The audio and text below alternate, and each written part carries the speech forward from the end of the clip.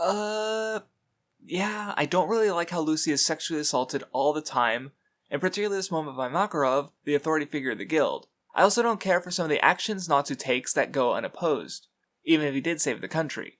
It might have been mentioned in one of the question corners I missed, but since Natsu lives in poverty despite less skilled mage Lucy being able to earn enough money to live in a nice place, I always assumed that Natsu's money went to covering the property damage he caused, which fits nicely, but is still only speculative.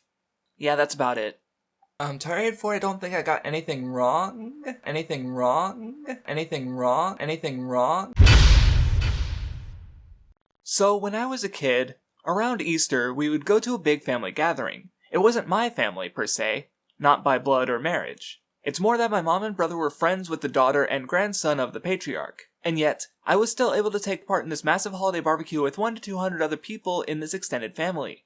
It was only once a year, but as someone who is not blood related to this family, who wasn't even of the same race as many of them, I was still able to take part in this family gathering and enjoy it with other kids and adults like anyone else. So it's kind of fascinating to me that even though I had personally experienced the perfect allegory for Fairy Tail's idea of family, with a group easily 3 to 4 times larger than Fairy Tail by the end of the series, one I had likely on some level connected to when first encountering the series, I could not recognize it in the text, instead wondering, why isn't it more like One Piece? In the planning stages for Part 4, it was originally set to be the end of the tirade, bookending the series with another comparison to One Piece, using many of the points I would later make in Beyond Blood. Mercifully, that did not happen, because Beyond Blood is much better for not having its points aimed at knocking Fairy Tail down a peg. But Part 4 still remains as a pillar of ignorance. Even if a smaller family is going to be more tightly knit, that's not the only kind of family. Even if it's one that's closer to my personal family and the main cast of One Piece. Even if the comparison isn't there in Part 4, the feelings remain, rejecting the sense of having a large family that Fairy Tail captures. My notes on the minor characters fall flat when most of these minor characters are not in the guild after the 2 time skips in the series, and even the most minor ones that remain are still distinct enough to remember.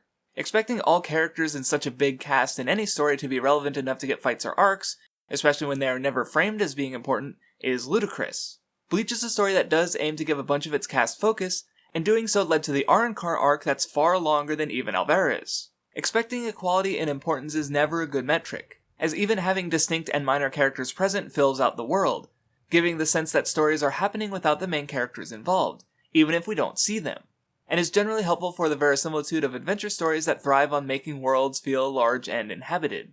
Family is family. This was the purpose of minor characters like Shadowgear being victimized by Phantom Lord and the Fairy Tail Guild responding with exactly the wrath expected of people who care about their comrades. This is dismissed in the video. Arguments about retroactive feelings being manipulative as if all of fiction isn't manipulative, as if good manipulation isn't just good storytelling. And the fact that I complain about things being obvious while also missing the blatant point of things is just icing on the stupidity cake. Even without feeling a thing for Levi, seeing the normally calm and wise Makarov becoming legitimately angry for the first time in the series carries weight to it alone. But then I try to make the argument that Levi becomes more important afterwards because she was victimized. But that's not true. If it were, then Jet and Droy would also have become more important. Never mind Macau or a bunch of other characters during the festival. Levi became more important because the spotlight was shined on a cute girl. The readers of Fairy Tail wanted to see more of her. Turns out people like cute girls, who'd have thought? Anyway, in a grand statement of missing the point, I bring up Elfman's bombing of Fairy Tail and Kana putting Lucy to sleep, 2 instances of Fairy Tail members focusing more on blood relations over guild relations. The dismissive tone actively ignores how deliberate these instances are.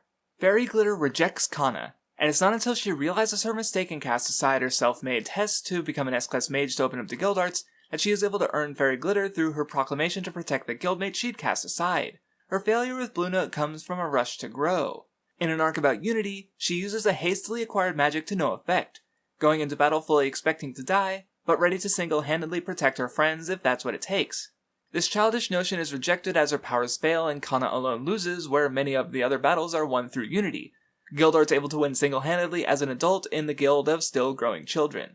Elfman's failure is similar, though I also dismiss it due to the mind control. My typical issue with mind control is that if a character is doing actions they wouldn't do otherwise, it limits what there is to take from those actions in regards to their characterization. But while it can be used badly, I actually don't think this is one of those instances. And to show why, I simply need to highlight those 3 instances in which Celia's Cursed is used on Elfman. The first time, even though his body is attacking Lisana, His mind is staunchly opposed and horrified at his actions.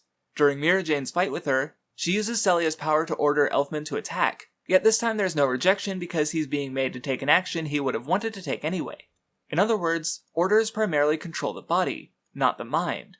This is important to note because when Elfman is ordered to destroy Fairy Tail, while he's clearly guilty and shameful, there isn't as much rejection as with his attack on Lasana because on some level, Elfman does want to protect her. Thus the conflict of interest that has him taking these actions to destroy the guild.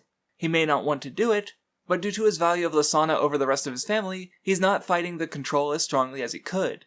These are both narrative failures of the characters in question and are being treated as such. There's an irony about me not only missing how Fairy Tail handles its theme of blood and family, while also trying to focus so much on the fact that some characters happen to be blood related.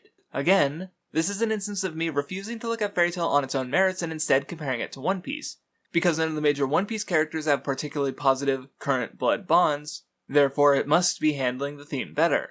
The irony, of course, being that, by arguing that Fairy Tail is worse because it has more blood relations between characters, is me effectively arguing that blood does matter, going against the point of both stories as I tried to push against the members of Fairy Tail having any positive blood relations within the main group at all. And with that, we come to Laxus. In the video I argued that Laxus feels obligated to the position of Guildmaster because of his blood, but that's not quite the case.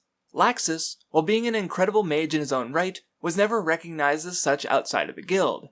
All the time Laxus would be praised for his power, for living up to Makarov, for being Makarov's grandson.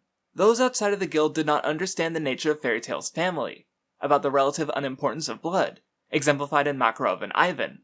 Ivan's knowledge of Lumen Story threatened the guild, so he was excommunicated.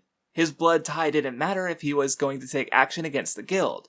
But Laxus didn't understand this, and out of the insecurity birthed by only ever being second to Makarov, Laxus wanted to surpass him. His entire scheme revolved around setting up a conflict with Makarov to prove himself to be the strongest in the guild and showing that he's not merely Makarov's grandson, but surpasses him. The stronger guild he would make would trump Makarov's supposed failings, but while his plan was calculated, Fairy Tail is really bad at math. Urza breaking free led to a snowball effect that had Laxus pressed without Makarov even being involved, and the heart attack didn't help. There are clear moments of fear as Laxus is pushing himself to pull the trigger of a gun he didn't want to fire in the form of the Thunder Palace. His actions were foolish, those of a child not ready to be the guildmaster he sought to become. As for why he's forgiven, well, the L hand sign means the one giving it is always looking out for those they make it towards. Laxus, a foolish child making a mistake, nearly brought innocence into the conflict, something that would have marked him a criminal and led him down the same path as Ivan in a world that could not have accepted those actions. But by stopping him, Fairy Tail not only spared the city, but saved Laxus, repairing the bonds he tested in battle against a common foe. A foe who did care for Fairy Tail, who never stopped caring, but was merely misguided in the wrongs he saw and was attempting to right. Laxus was saved from himself, given a timeout, and came back a fully fledged member of the guild. I think it's a sound punishment for wrongdoing, and no two people will ever fully agree on punishments in general, but from that I blatantly twist the idea of not being punished enough to misrepresent so many of the conflicts of the series. Yes, there are gags here and there I don't care for, but on the whole there's a lot of failings here. Jalal laughing about Fairy Tail while on the council isn't a positive for the guild because at this point he's a secret antagonist. More importantly, you have Adolis. For starters, Fairy Tail as a whole didn't cause the reverse anima. Mystagon did, and in his cowardice he was about to let himself die, going against Fairy Tail's recurring idea of not dying to repent, but living to repent. Never mind that thematically it ties to aspects seen in Lucy and Urza, where they have powerful equipment they use but need to learn not to solely rely on it. Adolis has no magical power of its own and has to steal from Earthland, squandering much of it for no particular reason despite its scarcity. Adolis' structure is unsustainable without mass exploitation of Earthland, and the resolution of the arc is one that forces Adolis to stand on its own feet rather than rely on power that isn't rightfully theirs. Nightwalker's fears are shown to be wrong because she can still fight and be strong even without magic. A referenced contradiction is how Fairy Tail tells those of Adolis that they'll be alright without magic, yet fear face, but that neglects that without magic, they'll be at a huge disadvantage against the curses of the Tartarus demons. Magic will still exist in the setting, just not Fior, where in Adolis, a country that is as large as the whole world, going against wrong-minded things said in the video, the loss of magic is a major balancer regarding the controlled masses and a blatantly corrupt ruling power. In the last bit, a bad joke, I end off on a bunch of false equivalency, acting like fairy tale is just as bad as those they fight, as though a temporary kidnapping, played up as sinister, is nearly as bad as slave trade, as though an incident that was quelled before it was started without word reaching the masses is the same as open and blatant terrorism. Hell, Makarov and Hades are both competent fighters, so calling it elder abuse downplays both of them in the first place. Some of the smaller bits are fair, but come on! Macau and Wakaba being shitty old men is not the same as actual sexual assault. This example stretched because I couldn't find any other ones I hadn't already brought up, making much ado about nothing, because so little of what fairy tale does deserves punishment that wasn't already given. When one reads a story, they bring with it their own perspectives and ideals, and read into an abstraction of another set of perspectives and ideals. Reading is a conversation with two sides, and to properly listen, one must hear out the other. One shows a failed capacity to listen when they force their own ideology, their own perspective, onto something rather than properly hear it out. Out of a flawed understanding of unconditional love, I aimed to frame fairy tale as that misunderstanding. What I didn't grasp was that unconditional love must first respect basic human rights. Of course, one who does wrong is undeserving of love, because that wrongdoing can easily be turned onto you or another you care about. Conditions to love go against having freedom. By assuming that unconditional love meant accepting someone no matter what, I had a framework to force this ideal through a family I saw falling into the same trap, which was something far from the truth. I was trying to recognize reality but acted out the false idea of unconditional love, something supposedly perfect, by viewing a human piece of fiction as though it were something a human could never make. Perfection. This video is really backhanded. On the topic of humor, I bring up some things I found funny, whether that's the intent or not. In the event of Urza, Jalal, and Happy, the punchline is a deliberate one. My original connection, not quite. I find the joke amusing, but while their relationship isn't amazing, I have no reason to dislike it either. Serena's arrival in the Alvarez arc, however, is still pretty funny, since the levels of escalation at play are pretty ridiculous, if overblown. And lastly, the moment I always legitimately enjoy, if anything, is undersold. A nice thing in general between Gajeel and Wendy is the understated brother-sister thing they have, this moment being a prime example. Speaking of Gajeel... So, on the note of power, there's very much a point to Gajeel's fight that I didn't care for at the time. While literally speaking, in having the fairy tale guild mark he should have had the boost, but thematically speaking, as someone who'd hurt several fairy tale members before, Levi very much included, Gajeel's hangup wasn't not truly feeling like a member of fairy tale. Even though he'd protected members before, it's only when Levi helps him that he is shown that a path of isolation is no longer the one he is walking, the path Makarov aimed to pull him off of. Only then is he able to get a burst of power Yomazu didn't expect, calling attention to Gajeel finally feeling like part of the guild and gaining the power offered by Tenro Island to guild members. Even Guild Arts is given pause without it in his fight, so Gajeel struggling, even against hardy mooks while outnumbered, isn't as unusual as I'd argued. Moving on, while I still don't particularly care for Lecter, I still can't deny his role in Sting's character arc where he's split between Gemma's use of guilds exclusively as a collection of strong people versus the bonds he'd made. Lecter, as a non-contributing member of Sabretooth, doesn't fit Gemma's picture of Sabretooth and is removed, Sting rejecting this and gaining the strength of having the emotional power of bonds he couldn't have under Gemma, evidenced by his earlier failure to properly utilize Unison Raid against Natsu. At the end of it all, I bring up the motion sickness thing and a bunch of other running gags, arguing that I, an adult man reading a manga made to be marketable to children, does not find a lot of the humor to be particularly fun. Hey, it's One Piece. While One Piece has a bunch of humor that does appeal to me, it also has the occasional Sanji pervert joke I don't care for, and farts. So if I can look past it in there, and in other things I like, surely I can simply observe that I don't find it funny personally and move on. When I say humor is subjective, I don't think that's a free pass to shit all over humor that you don't like. Humor can be meaningful, like any character action. And even in other videos I observe the characterization within the joke that feeds into the larger points of the video. We can discuss that meaning. We can discuss what we felt made a joke work where others didn't. But at the end of the day, whether someone finds something funny or not is up to them. This video brings up things I don't find funny and asks how anyone can find it funny. No attempt made to step back and try and see things from the perspective of the target audience or those who did connect with its humor where I didn't. Mashima makes mistakes, I've expressed as much before.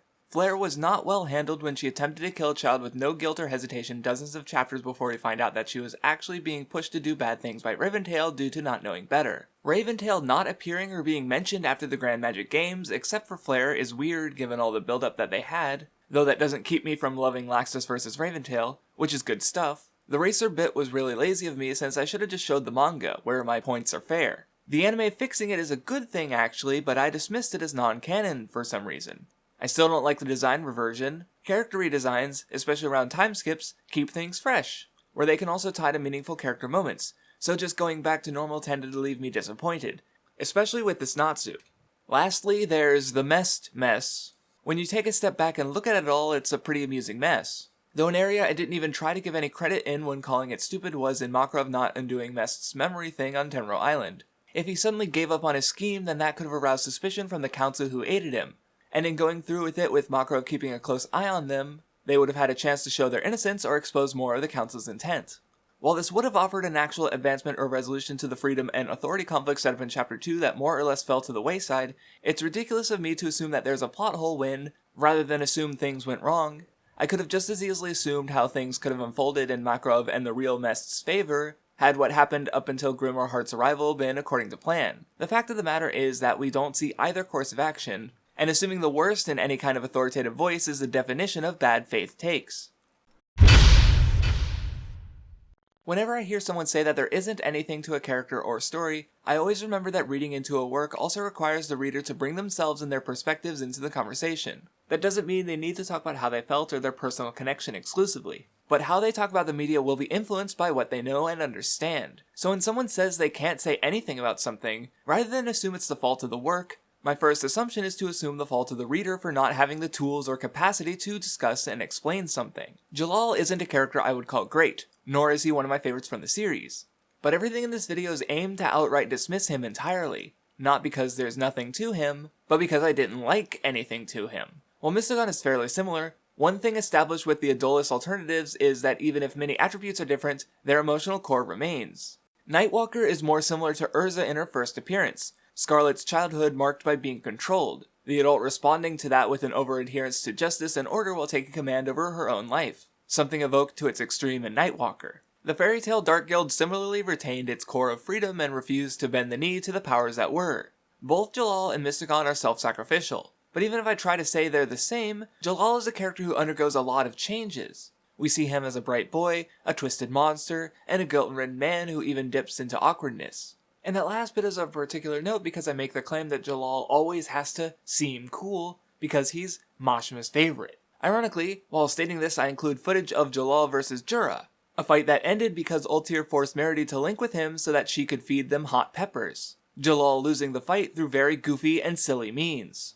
I could have even tried to make the argument at the time that Jalal losing without really losing would have been to prevent him from seeming weak. But while he got a cool show-off moment of magical strength that does make him comparable to the strongest mages in the games, the way he loses is still goofier than a plethora of ways Mashima could have had him lose but still look cool. Like if he just showed the restraint he didn't and passed off his loss afterwards or something. My assumption of Mashima's intent was horribly off base and stilted in my favor through manipulative footage. While the outcome of the fight doesn't place Jalal as more or less strong than the powerful Jura, he never even really gets a chance to have a dignified moment before his loss either, or lose in a dignified way. I also try to add to this point by folding it into Urza, noting that only Jalal is cool enough to save her. Oh wait, Natsu is a character who is way dorkier but is also given more moments to shine than either of them as the most important of the main characters, and also saves Urza at times. Jalal being able to save Urza in itself is the result of Urza saving him. My presentation of the original point is so one-sided as to annul everything else.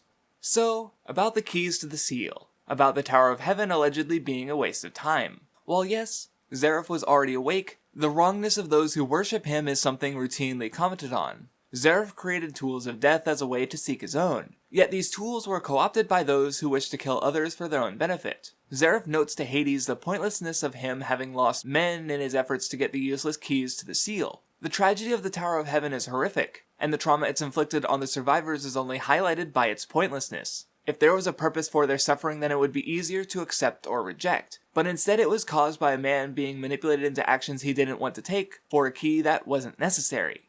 The bitterness and rage the characters who have to surpass these circumstances only stands out to me more because of the pointlessness of their pain as they try to get control of their lives back. To go into the evil Jalal's personality, while it is common in his antagonists to the point of being a bit tiring, it's not fair to dismiss an antagonist because of it, as the context around them will lend itself to the inherent thematic conflicts. As mentioned, I'm not a fan of mind control, generally speaking, and while this instance, compared to Elfman, would at first glance fall into the kind I don't like that removes character agency, that exact fact actually feeds into the overall point. Freedom is a major idea in the Tower of Heaven arc. Alongside young Urza, Jalal fought to be free from his life as a slave, but even when placed in power he still remained as a slave through Ultir's control, Natsu telling him that if he seeks freedom, he should free himself first. His arc from there regarding his struggle to utilize his freedom in the ideal way to make up for his failings and do better. Without aiming to understand the story, there continue to be further misunderstandings. For example, Zeref's curse. The video blatantly misunderstands why Zeref has it and what it means. The Ankh-Salam curse is one afflicted on those who attempt to decide who lives and dies. Zeref through researching revival magic to bring back his brother, and Navis through the spell of law that gives her the power to target those who she deems enemies while not hurting allies. Through humans trying to command the concepts of life and death, they are burdened with a curse that causes death as long as they continue to value life, one that can only be controlled if they dismiss the value of life. Through taking part in war, Mavis the Tactician and Zeref the Spriggan Emperor are able to control their curse, one that incentivizes violence and disregard of life in response to their attempts to subvert nature. This is what Zeref refers to when he says the world has rejected him. Due to his inability to accept the loss of his brother, Zeref has become an immortal who brings death where he walks as long as he continues to value that lost life. Being a worshipped figure in Fior and an emperor in Alvarez does not change the fact that the magical forces of the world as a whole have rejected him. His motivation to get the Lumen Historia and go back in time are a rejection of that world and his final attempt to bring back the original Natsu, and it's only by accepting death does he part along with Mavis. This simple fact was utterly misrepresented to point out the contradiction that isn't there, to try and make claims of things not mattering where it's inappropriate. It's funny that I found Tenro and Grand Magic games disappointing when at present they're my favorite arcs in the series, my frustrations being on the seemingly endless stream of threats. But even if it weren't a misguided thought, the progress of the overarching story continuous, bemoaning the endless conflict is something I fundamentally disagree with. While one might understandably feel fatigued, I was fatigued by everything fairy tale at the time, rendering my complaint kind of arbitrary. Nowadays, as I like reading into conflicts, there being more of them in a story isn't a bad thing for me. Being able to get up and continue to challenge struggle after struggle, even if it might not end, is worthwhile to me. But instead of recognizing that, I instead looked at characters fighting for the meaning in their lives and bemoaned that them having to fight made it meaningless. In choosing not to acknowledge fairy tale, I instead revealed how little I cared for meaning, expressing a sad nihilism regarding a story that signposts its meaning so blatantly, trying to misrepresent that meaning for my own personal satisfaction. Oh, fairy tale has a bunch of death fake-outs, sure, but at no point do I acknowledge the systemic factors. Series live and die by reader engagement, so it's not unreasonable to assume that death, and by extension, death fakeouts, are a great way to incentivize word-of-mouth buzz and discussion with those reading week to week, especially younger readers. The reader surveys, hidden to the audience at large, are the result of many factors. The cliffhanger death fakeouts being a result of the weekly serialization and popularity or interest-driven methods of determining what series stay and what series go. Yeah, fairy tale does it, so does One Piece, so does Yu Yu Hakusho. Hell, Hunter x Hunter can't even keep all its characters dead. And these are some of the most well-respected stories in the action shonen genre. To harp on one series that does something a ton of series do, for understandable reason, because maybe it does it a little more, is hardly fair. And it may be something I discuss more broadly in a later video, so I'll put the pin in it there for now. But in being so dismissive before, it's really funny that I harp on the actual deaths too. How can I say there's no emotion in the death of the council because of the lack of prior death, when Simon's death affects numerous characters going forward? Urza, Jalal, and Kagura in particular. If there's a lack of emotion in the council dying, it's because they're minor characters and their deaths are more about the setting than their characters. Even if it's annoying in Makarov's case, it's also not fair to say he should have just died. That's just mean-spirited. Asking for old people to die for the next generation is particularly shitty, even if it's a fictional character who gets to enjoy more of his life. God forbid a character survive. Even if I'm not a fan of it with Makarov, it's something that goes well beyond fairy tale. Similar takes cropping up around All Might and rooted in ageist thinking in general. So, no. There's a really ironic part in the video where I say that it's impossible for me to enjoy fairy tale because nothing matters in it. Honestly, I'm fine with Fairy Tail now, and there are several things there I enjoy. I argued it's bad ideas with good execution on emotions, but really I think it's fine ideas with sometimes good, sometimes sloppy execution. Mashima is great at getting across emotions, but it only works for people because there is something behind it. There is purpose and meaning, even in keeping characters alive. Natsu and Gray both assuming Lucy and Juvia are dead and being willing to fight each other over it feeds into the conflict of the arc, where Fairy Tail is pressed to its limit, and at the most risk of losing all the friends and family they've been fighting for the whole time, testing the limits of what they're willing to do. Mest ruins a good chance out of that fear of loss, and Natsu fighting Gray, two friendly rivals being pushed well beyond their rivalry, is only because they believed they lost something they were fighting for, exactly to further and explore this idea. And it's only when Urza stops them before they continue to take away comrades out of the pain of losing other ones do they realize their mistakes and are reunited. Being unable to read into a work is the fault of the reader, not the author. In this case, someone who wanted to see nothing, as a result refused to see anything but what he wanted. At the end I assumed so much of Mashima, a man just doing his job and trying to entertain people, a man I did not and still do not know, and I don't know what made me think I had the right to assume who he is as a person.